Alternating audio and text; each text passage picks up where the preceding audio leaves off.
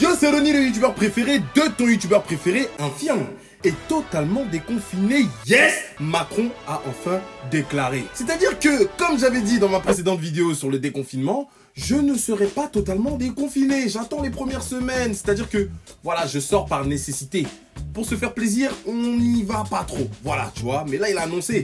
C'est bon, on est déconfiné. Mais à ce qui plate dans les autres pays voisins, ça parle de deuxième vague, il y a déjà des frontières qu'on est en train de refermer. J'aime pas trop ce qui se passe là. Il commence à vraiment faire beau, je suis noir, ma peau est faite pour emmagasiner les rayons du soleil. Vous vous rendez pas compte, moi, 2 mois chez moi, je suis devenu fou. Je me sentais raplapla. Carrément, ma peau est pelée, mais je ressemblais à rien. Encore aujourd'hui, je ressemble à rien. J'ai pas trop envie qu'on me voit, donc je vais mettre mes lunettes de soleil. C'est Doms. C'est dégueu. Si on nous reconfine là, je suis foutu. À la fin de l'été, je finirai blanc. Mais ne vous inquiétez pas, mes très chers abonnés, j'ai vu vos messages pendant le confinement. Le nid t'es où? Oui, c'est vrai, je me suis fait absent. Pendant 2 mois, j'étais pas sur YouTube. Mais bon, là, on a repris du poil de la bête. Vous voyez pas là en ce moment, je suis devenu un mec régulier, je suis devenu un mec bien. Alors, pourquoi tout ce blabla? Déjà, je tenais à vous lancer un petit message. Ce message d'encouragement s'adresse uniquement aux personnes qui respectent les mesures de précaution et qui ont fait ce qu'il fallait pendant le confinement. C'est-à-dire, masque sur la gueule et gel hydroalcoolique, vos trucs là. Parce que je me suis rendu compte que pendant que moi je me faisais chier à trouver des trucs intéressants à faire pendant le confinement pour justement ne pas me faire chier, certains faisaient encore de la Zumba en groupe sur les quais de Paris.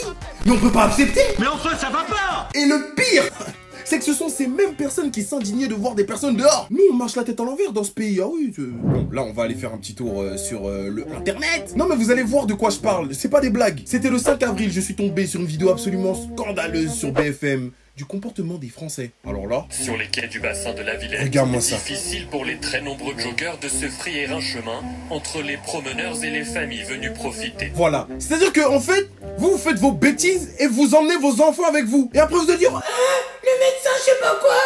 Regarde-moi ça, regarde-moi ça, regarde. Quand il fait beau comme ça, les gens, on peut pas rester enfermés. Ah bah oui, tu peux pas résister. This shit make me nervous. Mon front, il est dur, hein. Il faut sortir quand même, s'aérer.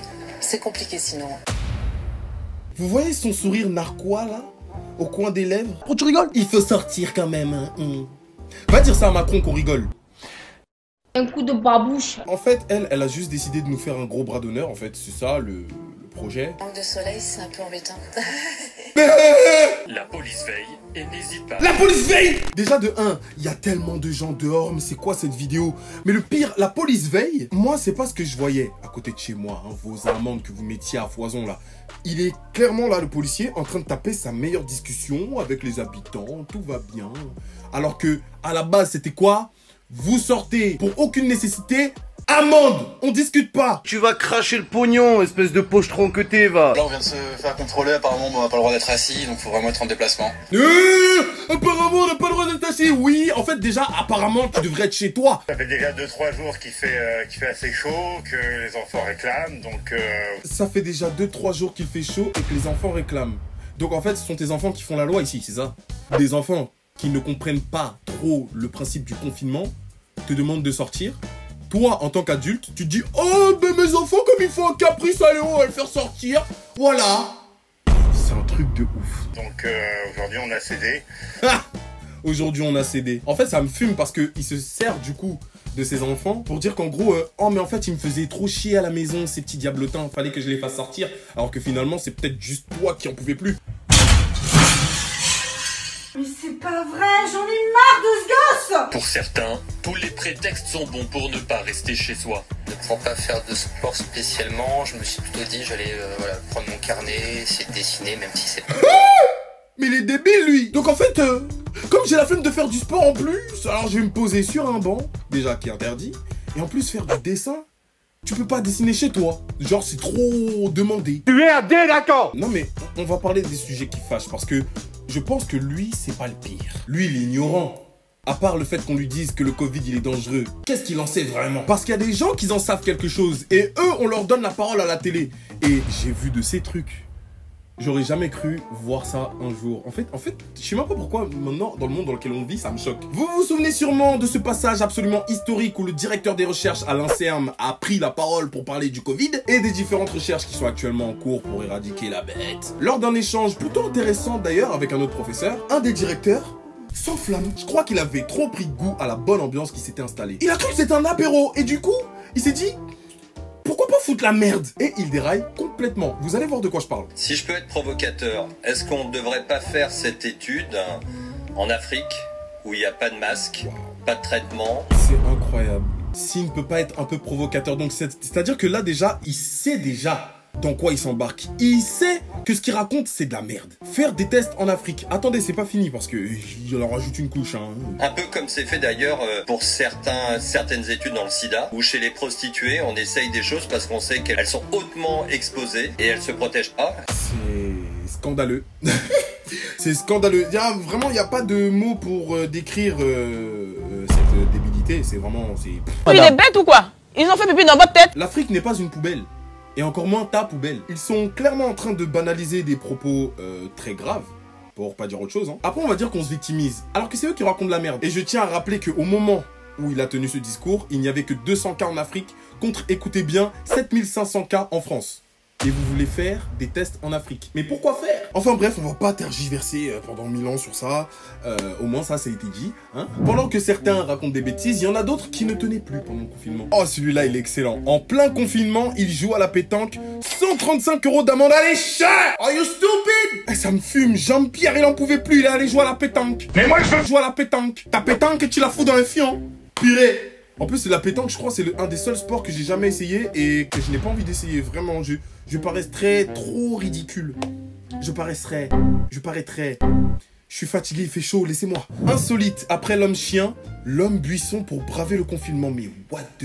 Ah, mais j'en avais entendu parler! Si je me souviens bien, c'était en Angleterre et il y a un couple qui a cramé un de ses voisins se tirer pendant le confinement. Et la technique qu'il a trouvée pour ne pas se faire cramer, c'est se déguiser en buisson. Eh, c'est dégueu. Il est juste là. Oh purée, le bossu de Notre-Dame qui se déguise en buisson. Mais je crois qu'il a oublié qu'on n'était pas dans Harry Potter. Hein. Un buisson, ça se déplace pas comme ça. Et c'est pas tout, du coup, le couple qui l'a filmé, ils ont mis la vidéo sur TikTok et la vidéo, elle a comptabilisé plus de 16 millions de vues. Eh vas-y, TikTok, c'est vraiment un monde à part. Confinement, un Américain offre 10 000 $ de pourboire à un restaurant avant sa fermeture. Ça, j'en avais vaguement entendu parler. Et ça, vraiment, c'est...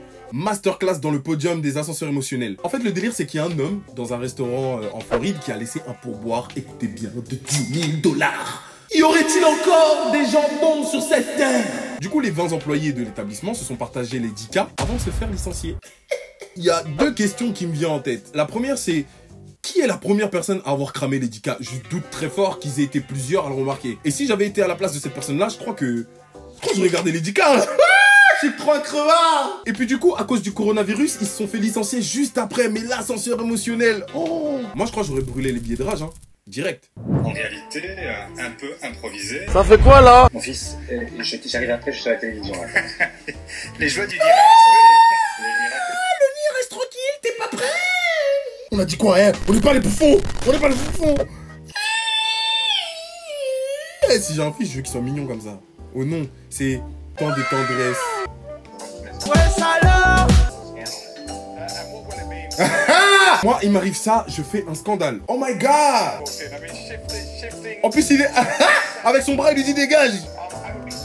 Ouais, salaud!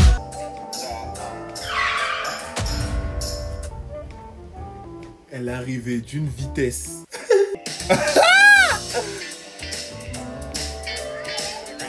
Est-ce qu'elle pense vraiment être discrète quand elle fait ça?